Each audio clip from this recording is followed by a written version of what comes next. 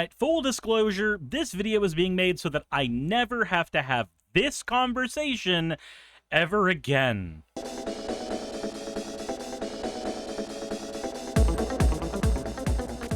Alright, what is this video about? Well, it's about the bracket system. You know, that thing that was introduced to Magic the Gathering that is supposed to, ostensibly, make conversing about games and power levels and intention far easier, and instead people have been trying to game the system so that they can make the most powerful deck they possibly can within a given bracket level. So they'll do silly things like say, my deck's a bracket level 2, and yet it contains a ton of infinite combos as long as they don't come out turn 2 or 3.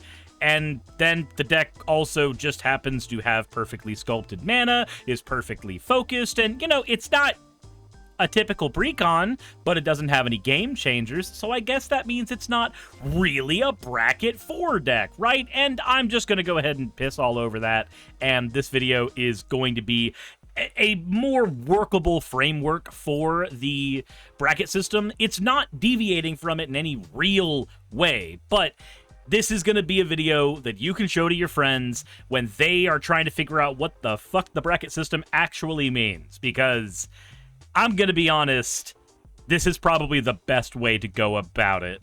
So for those who may be new to Magic, or maybe stuck in the old power level system, which also did not work, or you just heard that this was a thing coming through the grapevine and then ignored it because you play with mostly your own friend group, then this video is hopefully going to catch you up to speed. Now, the point of the bracket system is to make it easier to play with pickup groups. This is a thing that can basically be ignored if you play with the same group all the time, because you guys are going to have a good idea of your power level. Bracket 1 is supposed to be the exhibition level. This is the lowest power level. Technically, this is the gimmick deck. This is horses looking left. This is pretty ladies standing next to water the deck. But there's a part of this thing that I don't agree with. You see right here at the bottom where it says few tutors? That doesn't mean anything. What is a few to you? Is a few 5?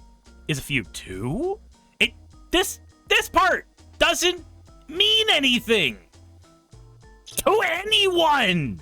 So I'm going to propose something here. For brackets 1 and 2 and 3, we do not run tutors. That's just not a thing we do in those brackets. I know that is technically a deviation from the system, but trust me, this will make your conversations about deck power go infinitely smoother. Just nix the tutors from these decks. If you have to run a tutor, then run like a 5 or 6 mana clunky tutor, but don't run a fucking Vampiro tutor or some shit, right? Just don't do that. Okay, cool.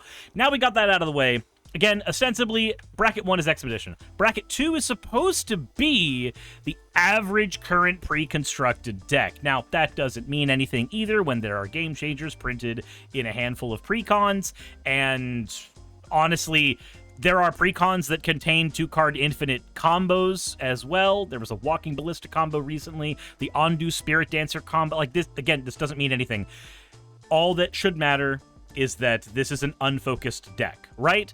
A typical precon has 2 to 3 methods of fighting, and it doesn't truly focus on any one of them. So, a bracket 2 deck is an unfocused deck. Now, a bracket 3 deck is supposed to be beyond the strength of an average precon deck, but again, that doesn't mean jack diddly shit to anybody. No mass land denial, no chaining extra turns, that's super cool, but here's the thing. I don't think this explains too much to anyone, because if bracket 2 is poorly defined, then beyond the strength of bracket 2 is also poorly defined. So we are going to define bracket 3 as focused. The deck is now focused on a singular goal, and it makes sure to cut cards out of the deck that do not function within this singular goal. Decks do still not contain 2-card infinite combos when it can be helped. The deck still does not contain tutors. Again, I understand what's written. I am ignoring it.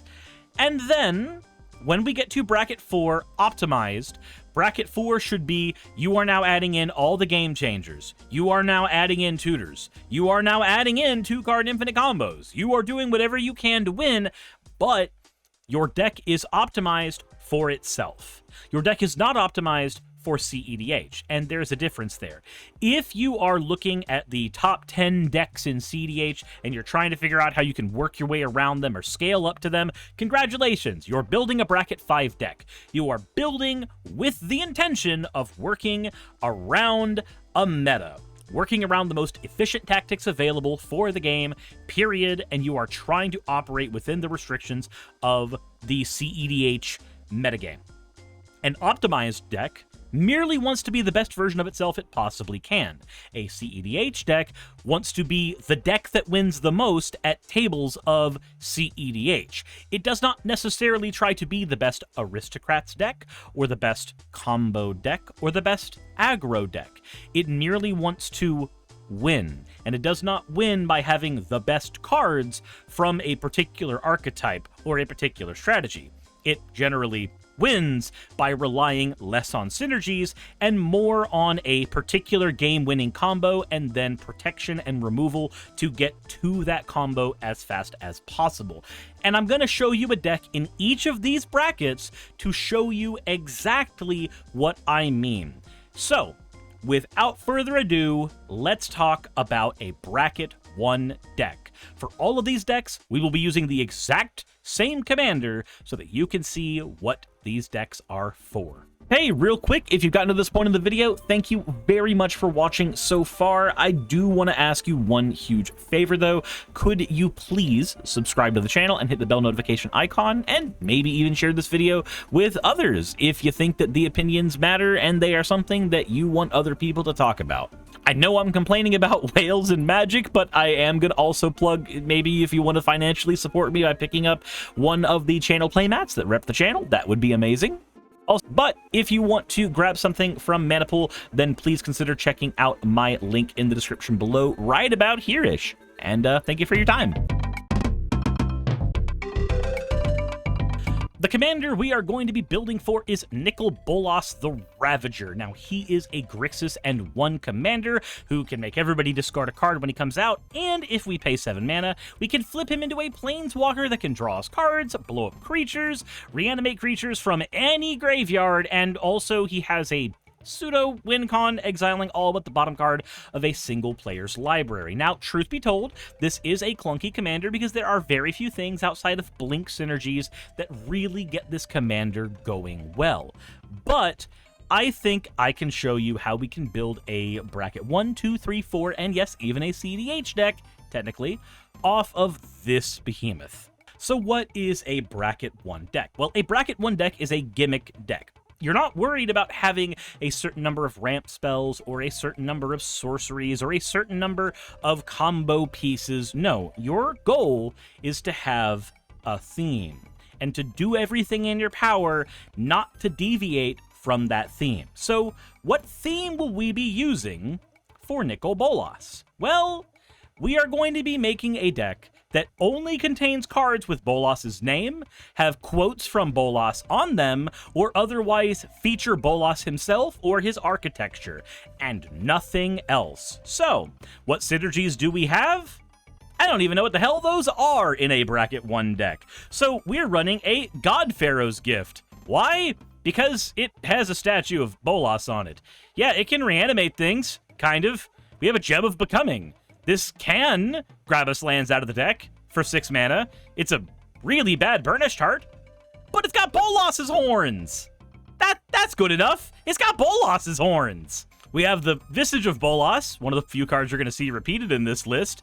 It's a mana rock. It does a very bad job at being a mana rock, but it's got Bolas's face on it in his name, so we'll take it. Throne of the God Pharaoh. At the beginning of each end step, each opponent loses life equal to the number of tapped creatures you control. How many creatures does this deck have? 10. Our deck has 10 creatures. I don't see this card ever hurting our opponents for more than, like, 2 life. Let's go ahead and talk about those 10 creatures. Well, one of them is, of course, Nicol Bolas himself, and then we have the Zealot of the God Pharaoh. He can pay 5 mana to deal 2 damage to an opponent. Then we have Rakamar. She can make 3/1 elementals. That's kind of neat. Merciless Eternal. It allows us to discard cards to pump himself up and we pay quite a bit of mana, but it's got he's got Bolas's staff, so that's got to be something. We got Augur of Bolas. It's kind of a brainstorm, not really. We have Sphinx of the Second Sun. That's actually a good card. It gives us extra draw. We have a Disciple of Bolas. This can draw us cards, kinda, sort of. If we sack a creature, of which we have 9, not counting the commander. Oh, we've also got Nicol Bolas himself. We got Big Bolas here. He might be the only good card in the deck outside of Sphinx of the Second Sun. Probably. There's a couple more good ones. We got some enchantments in here too. Elder Mastery. It gives a creature 3/3 and flying for 6 mana. But it has a quote. It says, taste his power. Hunger for his command. This is Nicol Bolas giving power to things. That's good. That means it works for our deck. We have in Bolas's clutches. This can steal things for 6 mana. It's kind of neat. It can be killed with a Nature's Claim. That would kind of suck. But, you know, it's got Bolas on it. Eldest Reborn and Shadow of the Second Sun are good cards. But they don't do a whole lot in this deck. I don't know what we even have extra upkeeps for. What are we gaining out of these things? Nothing. We don't get anything out of here. I want to have a counter spell in the deck, but I mean, really, I guess we just have Counter Squall because it has a quote from Bolas on it, and Soul Manipulation because it also has a quote from Bolas on it.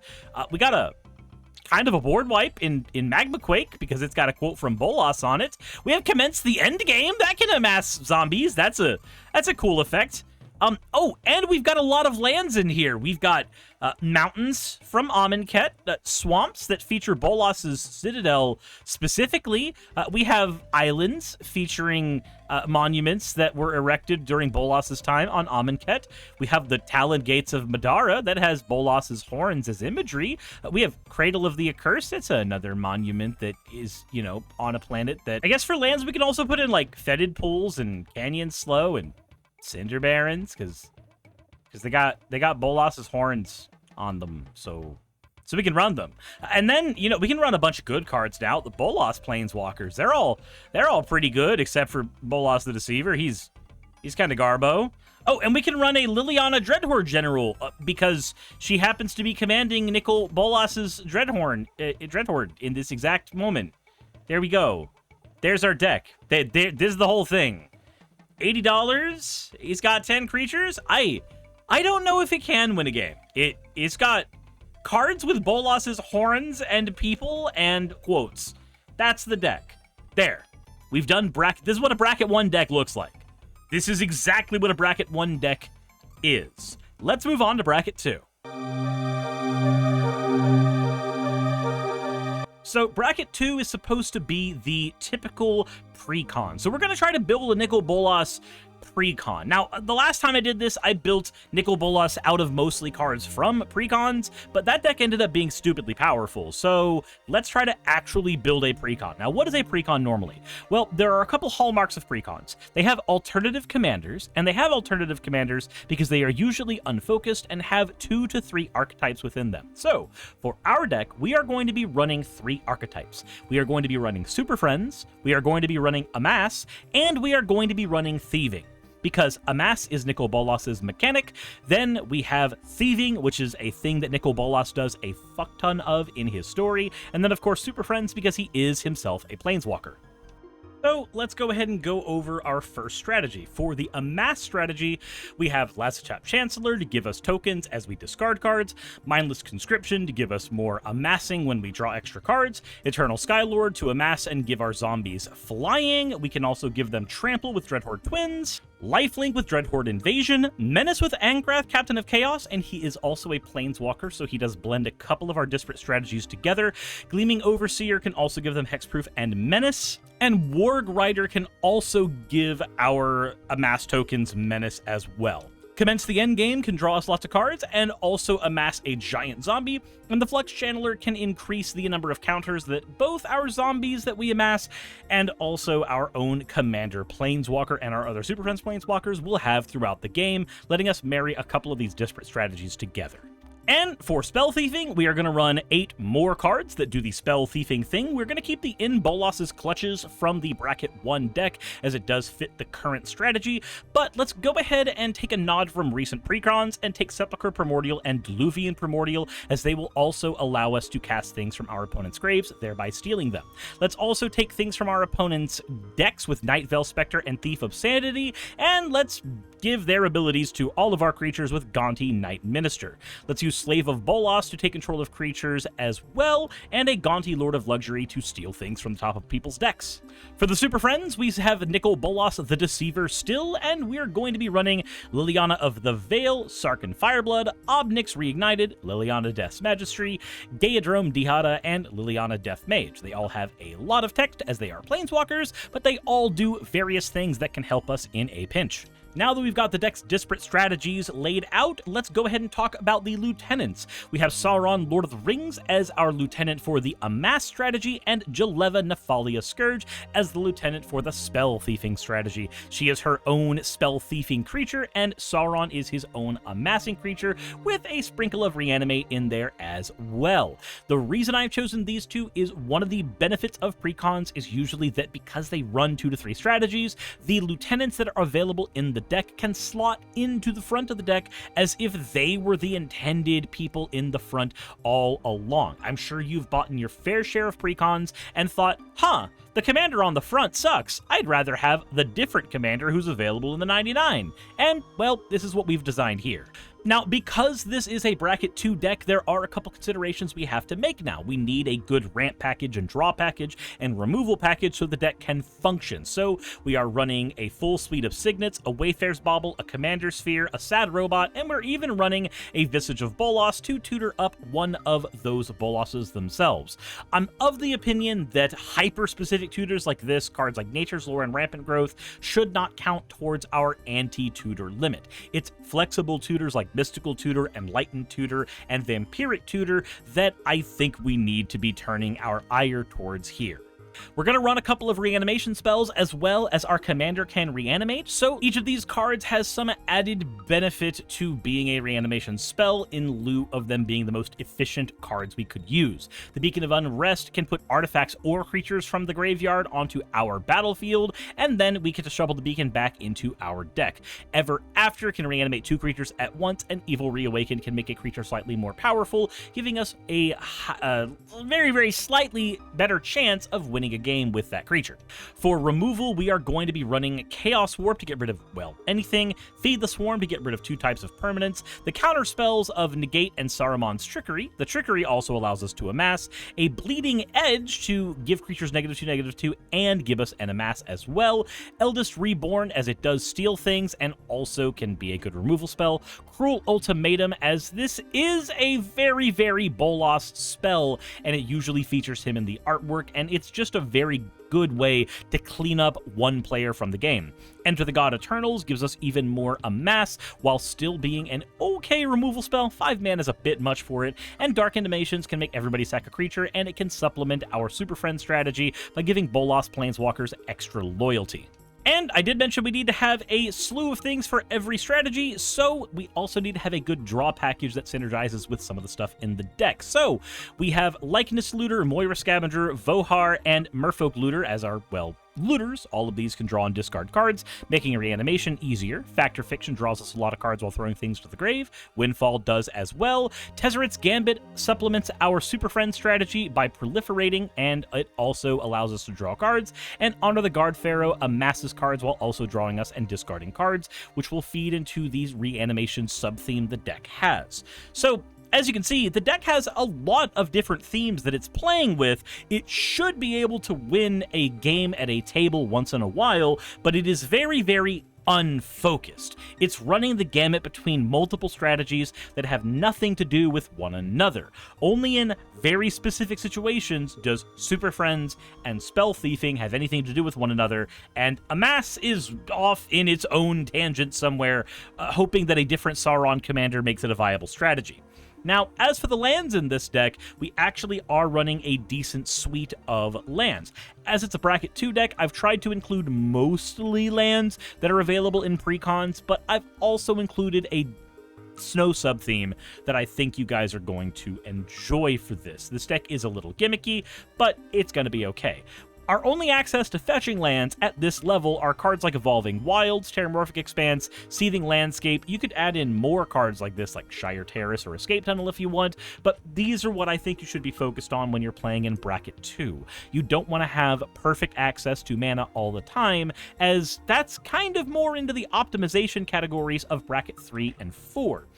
Needless to say, though, this deck can still get all of its mana as it needs. It's just a little slower than normal, as it does have some of these snow lands in it that do come into play tapped. The reason that we have the snow sub-theme, though, is because we want to have another reanimation spell in the deck. Of the board wipes the deck includes, we have Blood on the Snow, which blows up all creatures or planeswalkers, and then we can reanimate a card out of the grave if its mana value is about the same as the amount of snow lands we have. So we have a few snow lands to try to supplement this strategy. Our Too Greedily, Too Deep, and Necromantic Selection cards are also reanimation/removal spells at the same time, and Widespread Brutality is an amass/removal board wipe at the same time as well. And as for why we've leaned heavily into reanimation here, despite it not being one of the declared sub-themes, well, let me show you. The fourth ability of Nicol Bolas the Arisen is a reanimate ability, so it is still very much on theme as the deck's subcategory, despite having 3 specific themes that the deck is wanting to shoot for. After all, it does make us focus the deck in more areas, and the less focused, the more Bracket 2 we are. But that really does it for this deck. Now we've got to talk about what a Bracket 3 Bolas deck looks like, and this is where you're going to start to see some changes. So our Bracket 3 decks are supposed to be focused decks. If Bracket 1 decks are gimmicks and Bracket 2 decks are unfocused messes, then Bracket 3 decks should be the focused decks, and these ideally should be what you see at most of your tables at your LGS. If players are good at building their decks, then most of the decks are going to be 3s that either kind of punch in the realm of 2s, or if they're really well focused at doing what they do, they can punch up to 4s. So we're going to go ahead and include all the Nicol Bolas Planeswalkers here, as our focus is now going to be on the strongest effects we can find that are themed within what Bolas wants to do. So reanimation and stealing are going to be our big things we lean on. We are starting to find more efficient spells here as well. Blasphemous Edict and Blasphemous Act can blow up multiple creatures for very little mana cost. We've kept the Necromantic Selection, but we've added in a Nipton Lottery. Costs less than some of the options we had in the other decks, and it steals a creature at random when we use it, so it's very on theme still. But it is still good and very good, very mana efficient. For our deck's draw section, we have upgraded a lot. Now we are running better tutors, or better, not tutors, but better looters, and we are even adding in cards to speed up our deck. So we've added in Obsessive Stitcher, as it allows us to reanimate while also being a looter, and Dreadwing Scavenger. This is a looter that also gains Death Touch after we hit Threshold, so it becomes a flying Death Toucher, which can block for our Nicol Bolas Planeswalkers very well.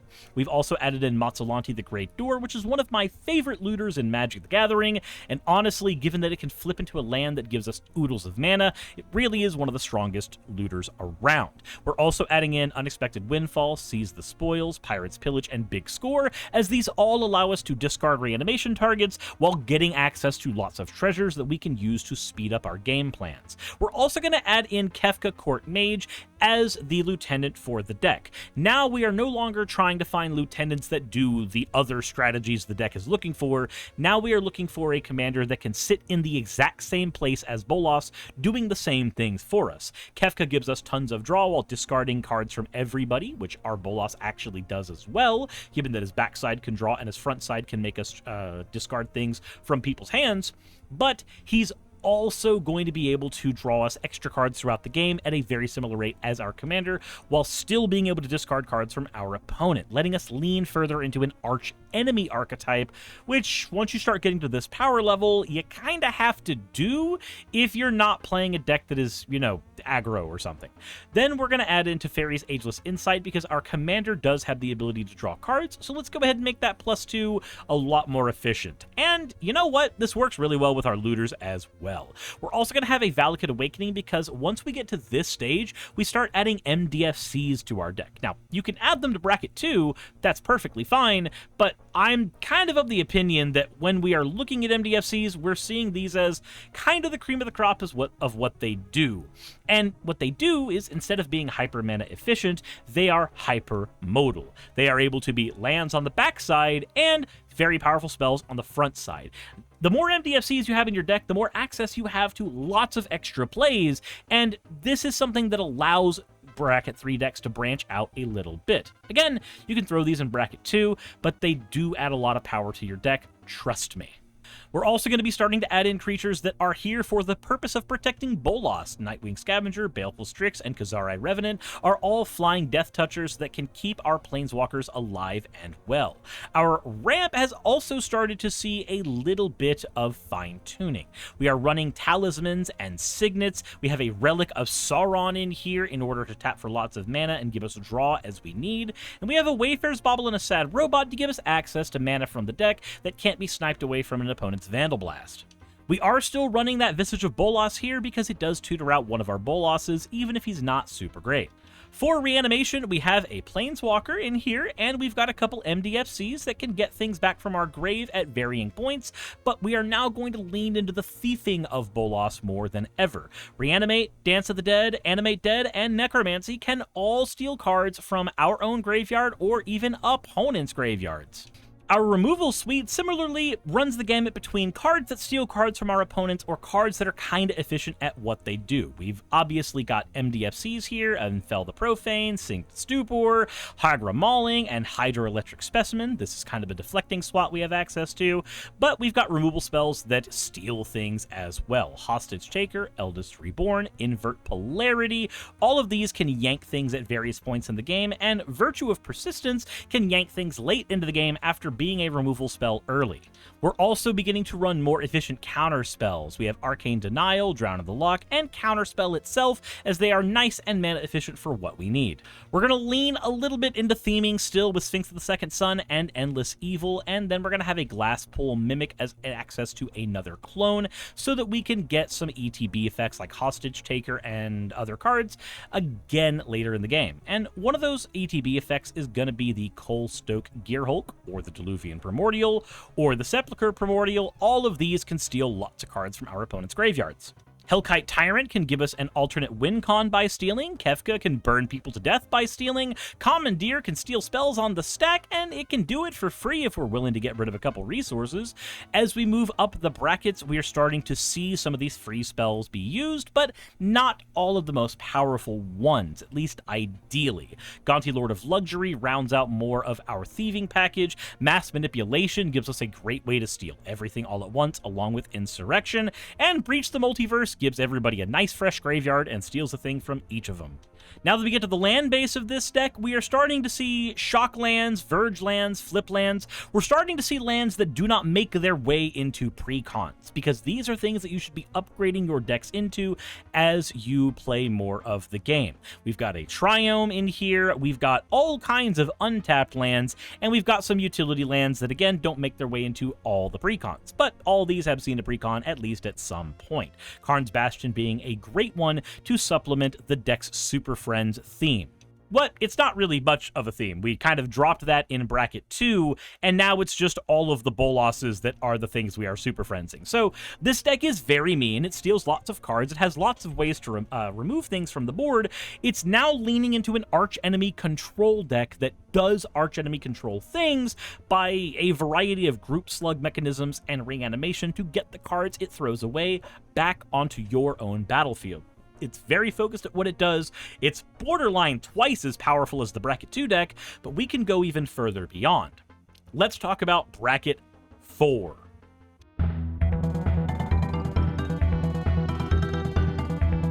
So Bracket 4 is where things start getting a little nasty. We start dropping all of the theming, and we start focusing on winning. We no longer care how we win. We simply care that we win. Now, granted, we're not going to be winning at the same speed as a CEDH deck, because we still are selecting a win con based a little bit on flavor, as opposed to selecting a win con based on what is most efficient at the time in the meta. We do still have one of those, but when you look at a CEDH deck, you'll see the difference between this and a CEDH deck. In the Planeswalker section, we've gotten rid of the bad Bolosses, and we've added in a Rings of Brighthearth to allow us to double up on Bolos's abilities. For board wipes, we've gotten rid of all the themed ones, and we are now just running the ones that can be used for very little mana or are called Cyclonic Rift, because of course we are. For draw, we are keeping a lot of the looters, but we even added some looters on top of what we had before. Vohar Vidalian Desecrator is a Merfolk looter that can also cast things from the graveyard. We've gone down on one of our discard make treasures engines so that we can make room for a dearth of tutors and even a Rhystic Study. We now have Vampiric Tutor, Mystical Tutor, Gambled, and a Demonic Tutor, as well as that aforementioned Rhystic Study to let us dig through our deck and get all of our best cards whenever we damn well please. Once you are in bracket 4, it is game changers and tutors and ways to win the game. And now for win cons, since we are running tutors, we have Thassa's Oracle, Demonic Consultation, and Revel in Riches. If you played CEDH, you've definitely seen Thassa's Oracle and DemCon before, but note, we are not running the most efficient ways to make these things do their job. We simply have them in here as a way to close out games. We have Revel in Riches as a way to close out games with the treasures we generate from our draw package. This is another way to win games very, very quickly, even if your opponents don't know that it's coming quite that fast. The purpose of Bracket 4 is to win. It is picking a theme and trying your best to win with it with the most efficient and strong cards you can, which is still different than CEDH. Now, we still have the Protect Bolas cards of Khazari Revenant, Baleful Strix, and Nighthawk Scavenger. All of these can still protect our Bolas Planeswalkers, but the next area that we are going to see the most changes is our ramp package. Gone are cards like Wayfarer's Bauble and Sad Robot, and in are the fastest cards around. We obviously are keeping our Signet package and our Talisman package. We keep in a Relic of Sauron because we do still like having access to it, especially because it does come into play untapped, but we've added in Mox Diamond, Chrome Mox, Mox Amber, and Mana Vault, and a Dark Ritual, and at bracket 4, I would finally be comfortable adding in a Soul Ring. All of this fast mana is here so that we can get things like Bolas out earlier to do their things far quicker. And honestly, flipping Bolas early before people have creatures can certainly cause people to get into quite the panic. Once you are in bracket 4, fast mana is a-okay to start dominating games. We are keeping the reanimation package mostly the same with our MDFCs, Dance of the Dead, Animate Dead, Necromancy, and Reanimate as methods of getting things from opponents' graveyards. But another area we are going to see changes is going to be our removal and interaction package. We obviously still have some of the thematic pieces like Invert Polarity and Eldest Reborn, but we've added in some free spells like Deflecting Swat, Force of Negation, Force of Will, Fierce Guardianship, and Deadly Rollick. All of these allow us to stop things without spending a whole lot of mana on them at all, and, well, they are some of those powerful cards at doing what they do, and many of them are game changers. And because we're at bracket 4, we are now leaning away from flavor and into efficiency, so Swan Song and Pongify and Rapid Hybridization now make their ways into the deck as they can be casted for 1 mana and are able to do their thing quite well. In the spell thieving category, we have ditched things like Gaunty in favor of cards that simply do their job far better. We're keeping in Sepulchre Primordial, Diluvian Primordial, and Kefka, and the Breach the Multiverse, and the Commandeer, but we have added in place of the cards we've taken out a Notion Thief and an Opposition Agent. These are game changers that steal some of the most important things our opponents can do at this level: draw and tutor. And now that we're in bracket 4, the deck is only running one of every basic land, with all of the best Dimir lands you can find as its options. It's running the Surveil lands, it's running the Shock lands, it's running the Battle Bond lands, it's running Pain lands. You can add in any other lands you want in these slots, but I chose Verge lands and Flip lands, and we've got a dearth of fetching lands in here, and every single color has these Battle Bond lands, Shock lands, and what have you. In the Omni lands, we have the usual duo of Command Tower and Exotic Orchard, but we've added on top of the Xander's Lounge a City of Brass and a Mana Confluence. Unfortunately, as you start building a mana base up like this, the deck is now costing about $1,700, but that's what you get for trying to build a bracket 4 deck. It's going to get even dumber when we look at a CEDH deck. Then we look at the Rakdos lands, we see more of the same, and utility lands, we see the same ones we were using before because they still do the things the deck wants to do, and they do them at a pretty decent rate.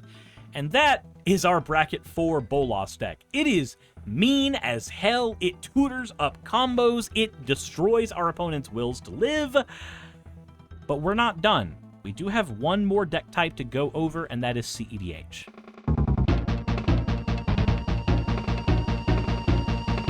Now, here's where I'm going to have to come clean about something. I am not a CEDH player. I have played CEDH in the past. I have played with my Veyron Storm deck, and I have played with Shalayan Halar, and I've brought my Savra deck in to punch up to CEDH. But the only two decks I've actually built that are meant to be CEDH decks have been Veyron Storm years ago, and Shalayan Halar 1 year ago. Shalayan Halar was a stacks combo deck, where you comboed with the command zone, and Veyron was, of course, an Izzet Storm deck, which would basically pale in the face of VV today. I don't have as much experience at building a deck like this.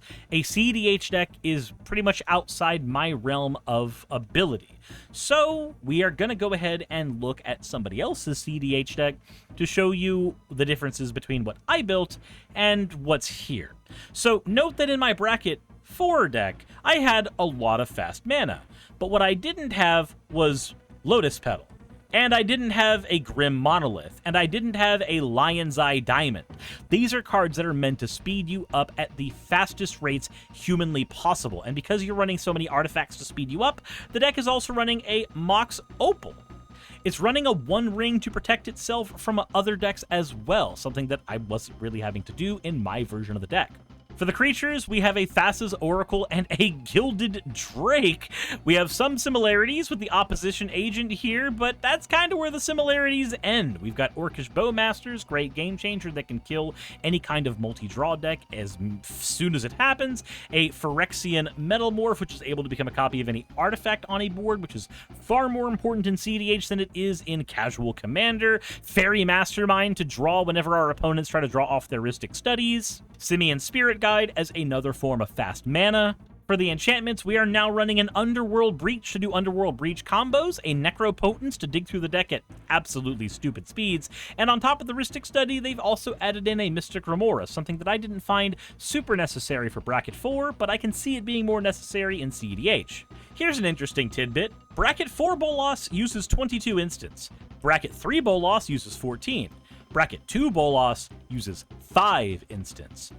CEDH Bolas uses 34 instants. This is because during a CEDH game, one of the most important things you can keep track of is the stack, and having multiple ways to not only interact with the stack, but just completely screw with it is very important. Here's where we're seeing all kinds of efficient counter spells, and things that counter only specific things are on the list now. We've got Dispel to only counter instants. We've got Delay to counter a spell and then shift it away where it's not going to be a thing for a little while, and that's on top of the already cards that were already in here, like Swan Song, Fierce Guardianship, but now we have Red Elemental Blast and Pyroblast as ways to counter other blue spells when they're on the stack.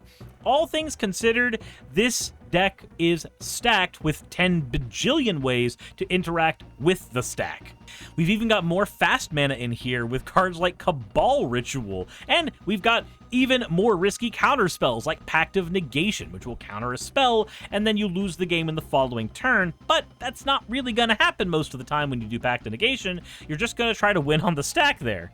And of course, now that we're in Bracket 5, we are adding in the True Dual lands. We are adding in more than 3 lands that are able to crack themselves and fetch for whatever we want. We are adding in Ancient Tomb. We are just adding in everything. Ancient Tomb can also be used during your Bracket 4 deck brewing if you want. I completely missed the boat on that one as I was building it. But again, I don't tend to build decks at this power level because I don't really like to play decks at this power level. But the point is, when I show you the Bracket 4 deck, it looks, if you haven't played CEDH, like it's trying to be a CEDH list, because you see cards like Thassa and you get spooked. Then you look at an actual CEDH list and go, oh, those things are completely different monsters running on completely different axes of power and a completely different way of analyzing and looking at the game. They are not only stronger decks, but they are decks that are building for a completely different game plan than what we see in any of the other bracket levels. So, yes, brackets are kind of a way to determine the power level of a deck, but they are more to determine the intent of the deck. In bracket 1, your intent is to build a gimmick. In bracket 2, your intent is to be unfocused. In bracket 3, your intent is to be focused, hyper-focused. And in bracket 4, your intent is to be optimized. You are focused on a strategy and you are running the most efficient spells to execute that strategy. Once you are in CEDH, you are in a whole nother monster and you are looking at the CEDH meta to determine what you are doing with your deck. And hopefully that helped you all figure out what these brackets actually mean. With bracket 1 Bolas, we've got our gimmick. With bracket 2, we've got our unfocused mess that kinda has a game plan. Bracket 3, our game plan has come together and we've created an arch enemy deck. Bracket 4, we've created an arch enemy deck with infinite combos and tutors. And once you get to CEDH, we are now just Grixis Demcon, fuck your face, mess with the stack. What I'm hoping more than anything with this video is that by showing you what a deck looks like at every one of these bracket levels, you'll have a better idea of how to actually have these conversations about brackets with your friends. Yeah, you're gonna have to do some deck checks, you're gonna have to talk with them a little bit to figure out what they're doing, but whenever somebody says, my deck doesn't have any game changers, that makes it a bracket 2. Just build that bracket 3 Bolas deck I built, which is technically a bracket 2 because of not having game changers in it, quote, quote, and see how they feel with their precon. I promise you, they won't have a good time. And then you can have a follow-up question about how they actually came to their conclusions and what they were trying to get out of that game. Anyways, that's been my take on the bracket system. Sorry the video is kind of long, but hopefully it was informative enough and showcased enough of what needed to be done there. Hopefully you remember what the brackets are actually supposed to be doing now, and hopefully these guidelines help a little bit more than the more kind of vague ones that were shown originally. Anyway, this video has been exhausting. I'm gonna lay down. Hey, thanks for making it to the end of the video. I really could not do any of this without all of you. Those of you watching, and especially those of you who support me on Patreon. I wanted to go ahead and take a minute to thank all of you who do that, because with YouTube being what it is these days, I really cannot do this full time without the support from each and every one of you. Those people would be Red Joker, Purple Poundini, Jemshin, Britzkrieg, Jupe the Malignant, Michael, Ravalern, Mabbity Babbity, Astral Frontier, Tales of Atonement, Nixie Chan, Kiri Artemis, Limor Pinku, Love Bunny Games, Victorian Alchemist, I'm not saying the last part of that, and you know that, Aurora, Leela Ururaka, Arcton Arclacier, Kiratorian, Dren Hadamata, Jordan M, John L, Lord Bleck, Smiling Game Master, and Fire Shard. Thank you so very much. But since you're here, why not go ahead and try watching another one? There should be one that's on the screen right now. And if you are a patron of mine, I wanted to go ahead and thank you again for all of your support. There is still a video you could press though, if you'd like. I would appreciate it. Just a little bit.